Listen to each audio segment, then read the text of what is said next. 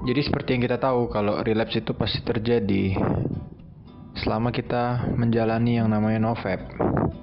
Kalian pernah relapse, gua pernah relapse, kita pernah beberapa kali jatuh ke dalam PMO. Tapi kita bangkit lagi dari kerelapsan itu. Pelajaran yang bisa gua ambil dari relapse gua sebelumnya.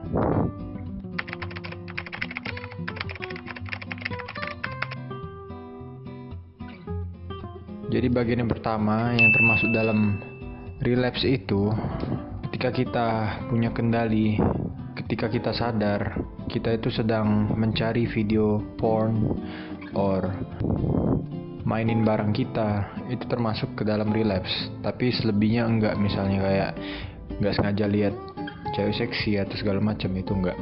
Atau fantasi itu natural dari pikiran kita nggak bisa kontrol itu.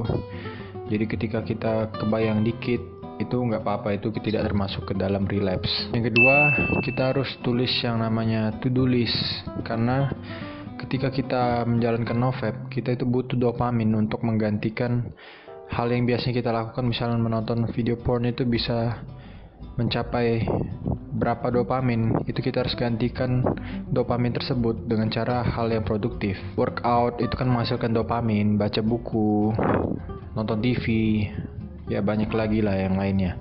Itu termasuk dalam meningkatkan dopamin, sehingga kita harus tulis to-do list yang bakal kita lakuin.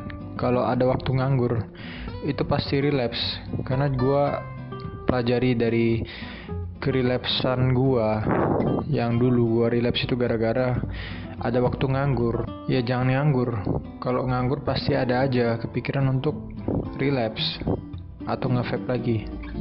Dan yang ketiga, yang pelajaran yang bisa gua ambil, jangan terlalu overthinking, karena kalian pasti pernah kepikiran untuk mengeluarkan cairan kalian, karena misalnya nofap kalian sudah terlalu lama, jadi kepenuhan lah istilahnya tuh, cairan dalam kantong kalian tuh kepenuhan. Kalian punya kepikiran untuk keluarin, untuk relapse, padahal itu nggak perlu, karena kalau tubuh kalian mau keluarin, bisa keluarin sendiri dari mimpi basah. Jadi kalian nggak perlu untuk relapse, karena mimpi basah itu tidak termasuk dalam relapse. Jangan overthinking tentang untuk keluarin, wah kepenuhan nih cairan gua, perlu dikeluarin. Nggak perlu, kalian tuh cukup mensalurkan energi seksual kalian ke hal yang produktif saja. Yang keempat, jangan relapse randomly. Ya, jangan relapse randomly, karena kalau kalian sudah relapse random di hari yang random, itu bakal kalian merasa ingin relapse terus secara berturut-turut, nggak kekontrol jadinya. Misal kalian day 7 sudah kebelet, sudah urge, kalian mengalami yang namanya relapse, besok-besoknya day 3 kalian bisa relapse juga, day 2 bisa relapse, day 4 bisa relapse. Jadi karena kerandoman itu, kalian tuh bisa relapse terus-terusan. Jadi sebaiknya misalnya day 7 sudah relapse, kalian tuh targetin 2 minggu, kan itu 1 minggu. Yang pertama relapse itu 1 minggu, kalian targetin selanjut relapse-nya itu 2 minggu. Ya walaupun nggak harus ditargetin sih kalau mau relapse, tapi kalau sudah urge banget, kalian tuh bisa targetin berapa minggu lagi untuk relapse. Yang kelima, ya kalian harus punya rasa aware, kesadaran akan relapse itu gimana rasanya.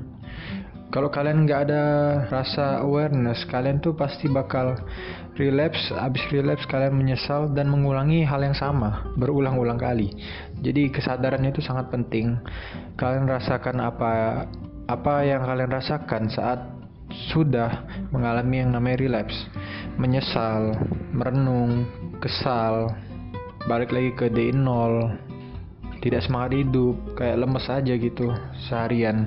Itu kalian rasain, kalian pikirkan kembali, sehingga ketika kalian punya kedatangan urge, kalian itu sudah bisa memikirkan ketika kalian relapse itu gimana.